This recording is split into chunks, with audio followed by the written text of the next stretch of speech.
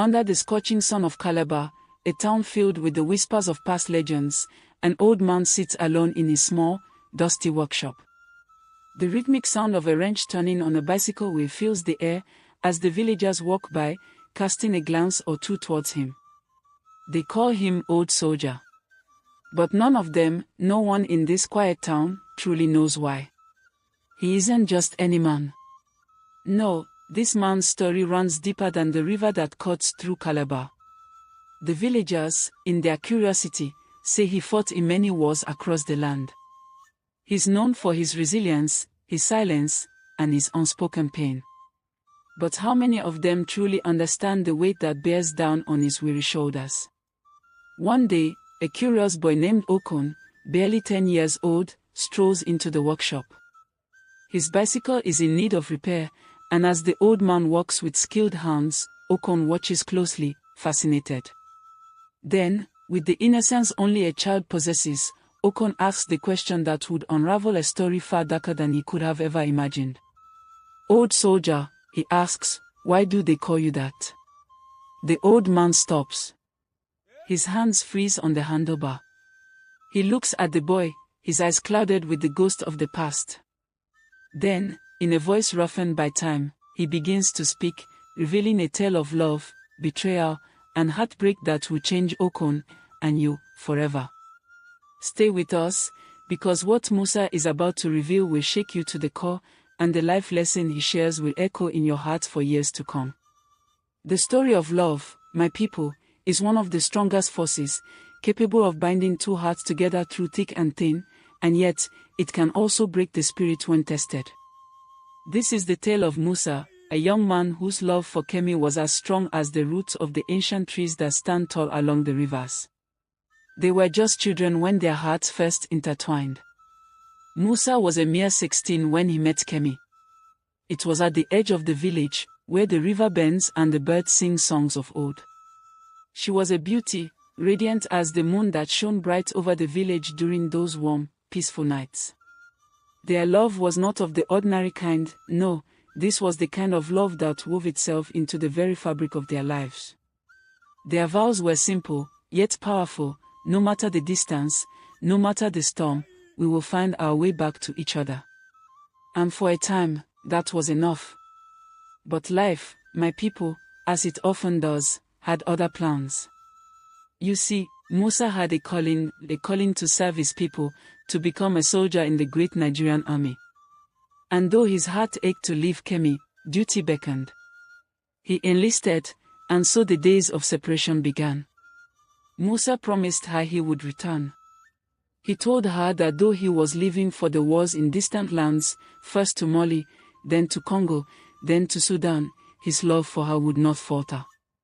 His heart would remain anchored to her, even as he crossed rivers and deserts, mountains and jungles, fighting for a land he loved. Each night, he would look up at the stars and whisper her name, feeling the weight of the promise he had made. Kemi, too, carried that promise in her heart. She waited for him, and with each passing month, she wrote him letters filled with longing, with hope. And though she spoke of missing him, of feeling the void in her heart where his presence should be, she kept the faith. But as the months turned into years, the distance between them began to wear at the fabric of their love. Time, that cruel thief, crept in slowly, stealing moments that they would never get back. Musa would return home now and then, brief moments of joy where they would be reunited, their love reignited for a short time. But those moments were fleeting, and soon, the call of duty would pull him away again. 2 months here, 2 months there. And as Musa left, his heart heavy with the thought of Kemi, he believed their love would endure. But what they did not know, my people, was that love, no matter how pure, can be tested in ways we cannot foresee. There is only so much a heart can carry before it begins to crack. And for Kemi, the loneliness began to eat at her. The silence between her letters became louder with each passing day. The question I leave you with, my people, is this: can love survive the distance, when one's heart is torn between duty and desire? Is it possible to keep the fire of love burning when the one you love is so far away, with only memories and letters to hold on to? What would you do if the one you loved was constantly out of reach? This is where the story takes a turn, a deep and painful one. For while Musa's feet marched to foreign lands, fighting battles far away, Kemi's heart, too, was waging a war of its own. You see, love, no matter how strong, can be a heavy burden to bear when it is left alone for too long. Musa had promised her that he would return. He promised that no matter where he was, no matter the dangers, he would always come back to her. But the months turned into years, and the letters became fewer. In the beginning, Kemi clung to hope, reading and rereading the letters Musa sent. But with each passing day, the emptiness grew. Each night, as the moon rose high over the village, Kemi would sit alone, her thoughts drifting to her husband. Her heart ached, and the silence of the nights became her only companion. The days were long and the nights even longer. You see, when you love someone so deeply and they are far away, the heart feels as though it has been torn into pieces. Kemi's loneliness festered in the quiet corners of the house, and she began to feel as though a part of her was fading away. She had no one to share her thoughts with, no one to laugh with, and no one to ease the pain of the long, endless days without her Musa. It was during this time, my people, that Sigan entered her life. Sigan, her neighbor. He was a man of kindness and strength. He would stop by from time to time, offering to help with the house chores, offering a kind word when her heart was heavy. But, my people, when you are lonely, even the smallest kindness can feel like a lifeline thrown in the stormy sea. Kemi's heart, though still loyal to Musa, found solace in Sigan's company. At first, it was innocent enough, just a conversation here and there. But as the days wore on, the lines between what was acceptable and what was not began to blur. Kemi's heart longed for the touch of another, a touch that Musa had not been there to provide. One evening, when the night was especially cold, and the silence of the house felt suffocating, Sigan came to her once more. They spoke of Musa, of their shared memories, and of how time had stretched their love thin. Kemi's heart was torn, her thoughts clouded with the ache of absence. And, in that moment, her loneliness overtook her. They were no longer just neighbors, Sigan became more than that. His arms offered her warmth that she had longed for, a warmth that Musa, so far away, could not give her. But Kemi, my people, kept the truth hidden. She never wrote to Musa about Sigan. No, in her letters, she continued to tell him that she loved him, that she was faithful, even as her heart silently betrayed him. And when Musa returned, only for a short time, she greeted him with the same smile, the same love. The passion they once shared flickered, but Kemi's heart had already strayed, bit by bit, over the years. But that was not the end. No, as time passed, another man entered her life, a man whose job was to drive her around, to take her to the market, to run errands for her. The driver, a man with his own burdens, became another pillar Kemi leaned on in her emotional desolation. His presence, like Sigan's, became a comfort to her. And so, in the quiet darkness of the nights, she found herself turning to him as well. Again, Kemi kept the truth from Musa. She never mentioned the driver, never spoke of Sigan's lingering touch. You see, my people, there is a lesson here. Kemi, though still loving Musa in her heart, was not strong enough to bear the weight of her loneliness. She sought comfort where she could find it, and in doing so, her heart was split between many men. She had promised Musa that she would wait, but can a heart wait forever when it is left alone in the dark? I ask you now, my people, was Kemi wrong for finding solace in the arms of others? Was her loneliness a justification for betraying the man she loved? Could you, too, have withstood the aching emptiness of love's absence for so long? What would you have done in her place? What a cruel twist fate can deliver.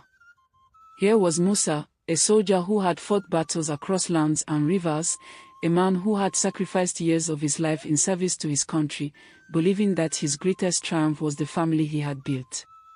6 children, a wife who had once promised him her heart, a life that he thought was whole. But as you shall hear, even the strongest men can break when the truth slithers its way into the light. It began on a day like any other. Musa had returned home, weary and worn from the battlefields of life, but this time, something was different. His heart, his very own heart, that had withstood the pain of war and loss for so long, had begun to falter. His chest felt tight, his breath labored, and the once strong soldier felt himself growing weak. He knew something was wrong, deep down, in a way only a man who had faced death could understand. And so, he went to the doctor. The diagnosis was simple but devastating: heart failure. His heart, once a symbol of his strength, was slowly giving up on him. The doctor, with somber eyes, told him that his days of service were over. No longer would Musa march across foreign lands, no longer would he be the strong man he had once been. His body, now frail, was a shadow of the man he had once been. But this, my people, was just the beginning of the storm that was about to shatter his soul. Musa had a son, a young boy by the name of Toby. Toby, his lastborn, had always been his pride, his joy. But when the boy became ill one day, Musa's heart sank. The child's illness was serious, and the doctor told him that Toby would need a blood transfusion. Musa, without hesitation, rushed to donate, thinking that of course, his blood would match his son's. But when the test results came back, something unexpected and strange happened. Musa's blood did not match Toby's. He tried to understand, tried to convince himself that there was some mistake, some misunderstanding. But deep inside, he knew something was terribly wrong. His heart, already heavy from the weight of his diagnosis, now felt as though it was sinking deeper into darkness. Musa was a proud man, yes. But he was not foolish. He trusted Kemi, his wife, the mother of his children. But doubt, that insidious thing, crept into his heart. He spoke to his friend Kofi, a man who had been by his side for many years. Kofi, seeing the pain in Musa's eyes, said the words that would change everything. "Musa," Kofi said, his voice grave, "you need to know the truth. Do a DNA test. You owe it to yourself, to your heart, to know if the children you've raised, the children you've loved, are truly yours." At first, Musa hesitated. He had already been through so much. His heart, failing. His career, ended. The last thing he wanted was to face the truth, to see the walls of his life crumble down around him. But Kofi's words echoed in his mind, growing louder and louder, until he could no longer ignore them. And so, Musa did it. He arranged for a doctor to come to his home, to collect blood samples from all 6 of his children. He told Kemi nothing, for he feared what she might say. His hands shook as the doctor took the samples, his heart pounding in his chest with a rhythm that seemed too fast, too frantic. Days passed. Then, the results came. Musa's hands trembled as he opened the envelope, his eyes scanning the paper.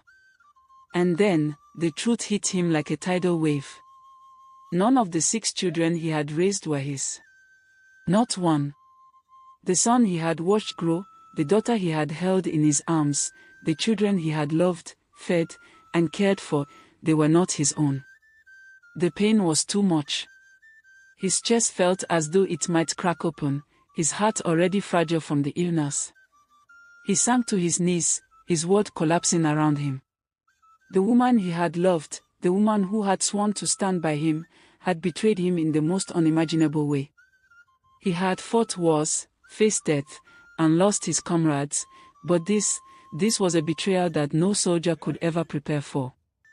Kemi, his wife, the woman who had given him 6 children, had shared her bed with other men while he was away. She had lied, concealed the truth, and led him to believe that the children he loved were his own. Musa sat there in the silence, broken and lost. His heart, both literal and figurative, could take no more. He had given his all for his country, for his family. And yet, it was all for nothing. The pain of betrayal cuts deeper than any one the soldier could suffer in battle. Musa had fought wars on foreign soil, had bled for his country, and had made countless sacrifices. Yet, it was not the wars that would break him, but the woman he had loved, the children he had raised, and the life he had built, all shattered by lies. What do you do when the very foundation of your life crumbles beneath your feet? Musa had no answers. The woman he had trusted, the woman he had fought for, had betrayed him in the most unforgivable way. His heart, already fragile from years of war and sacrifice, could not bear this new pain. The children he had raised as his own were not his. The woman who had sworn to love him had turned her back, and Musa, for the first time in his life, was lost. He stood at the crossroads of his own existence, with nothing left to cling to. The soldier in him, the man who had fought for everything, now felt like a hollow shell, empty and broken. And so, he did what seemed impossible, he left. Without a word, Musa walked away. He left the house, the children, and the woman he had once called his own. He left the life he had known for so long, and he walked into the unknown, where the past could no longer haunt him. His heart, battered and bruised, led him to the south-south region of Nigeria, far from the life he had built in the village. It was there, in the quiet solitude of a small town, that Musa began anew. He found work as a bicycle repairman. The man who had once commanded armies, who had stood tall in the face of danger, now sat in silence, fixing broken wheels and rusty chains. The world had moved on without him, and Musa, in his quiet solitude, began to understand what it meant to lose everything, yet somehow still find a way to live. But as he sat in that small workshop, fixing bicycles day after day, something stirred inside him. The weight of his past, the pain of betrayal, had not disappeared, but the simplicity of his new life allowed him to heal. The hammer striking the metal, the turn of the wrench, this became his new rhythm. It was in these small, quiet moments that Musa began to rebuild himself, piece by piece. Musa had lost his family, his honor, and his place in the world. But he learned that sometimes, you must leave behind the past to find peace. The soldier had become a humble man, living in the shadows of his former self. Yet, in his humility, he found strength. Kemi, the woman who had once held his heart, never knew where he went. She never understood why he had walked away without a word. But perhaps, deep down, Musa knew that there were no words that could ever heal the wounds of betrayal. He had to live to survive, to protect the last bit of himself that remained. Now, as he worked in that small shop, Musa's thoughts would occasionally wander back to the children he had raised, the life he had lost. But with each passing day, he learned that it was better to walk away than to remain in a world built on lies. And so, I ask you now, was Musa right to live? Was it the only way for him to heal, to find peace? Could he have stayed and fought for what remained, or was it better to start anew, away from the heartache? What would you have done in his place? As Okon walked back home, the path ahead of him seemed longer than it ever had before. The day's warmth had begun to fade, and a quiet stillness settled over the village. His thoughts, once filled with the simple wonder of childhood, now carried the heavy weight of Musa's story. The old soldier's words echoed in Okon's mind, each one landing with the weight of a life lived in pain, betrayal, and loss. Okon had listened intently as Musa shared his tale, but the true meaning of it hadn't fully sunk in until now, as he walked alone in the fading light. Musa's life, a life built on love and sacrifice, had crumbled because of distance, because of the choices made in the absence of the one thing that mattered most, love. Musa had fought wars across distant lands, but it was the battle for his family that had broken him. And Okon, with each step, realized the true cost of neglecting love for ambition. His own father, a soldier just like Musa, had been away for 2 long years. Every day, Okon's mother would look out the window, waiting for the man who had promised to return. And yet, he remained distant, just like Musa's love had once been. Okon's heart began to race as the thought crossed his mind, what if my father, too, comes back and finds that the love he gave was no longer enough. What if, just like Musa, his father's absence had led to something that could never be repaired? The village, once a place of safety and certainty, now seemed like a vast, lonely world to Okon. As he neared home, the sun dipped below the horizon, casting long shadows over the earth. He thought of his father, so far away, and the pain that Musa had suffered, the pain of coming home only to find that everything he had worked for had slipped through his fingers like sand. Okon stopped for a moment, gazing at the stars now beginning to appear in the sky. He made a silent vow to himself that he would cherish the love he had at home, before it was too late. He would not make the same mistake that Musa had. He would not allow ambition or distance to rob him of the people who mattered most. As Okon resumed his walk, the weight of his thoughts was no longer heavy with fear, but with a new sense of purpose. The lesson from Musa's life had been clear: love, once lost, may never be regained. And Okon, though just a boy, understood the depth of that truth now more than ever. And so, the tale of Musa and his painful journey comes to an end. His life, filled with love, loss, and betrayal, teaches us a powerful lesson about the cost of neglecting the ones we love in pursuit of ambition. The emptiness that comes from putting everything else first, the career, the mission, the endless chase for success, can leave you with nothing but regret when love slips through your fingers. Was Musa right to abandon Kemi and the marriage? Should he have stayed back and take the 6 children like his own? How about Kemi? Was she at fault to have let her body desires take the better of her? Should she have waited for Musa and endured the loneliness she was feeling? I want to hear your thoughts. Have you ever felt the pull between ambition and the ones you love? Comment below, share your experiences, and don't forget to like, share, and subscribe for more stories that will make you reflect on your choices. I will see you in the next video. Bye for now.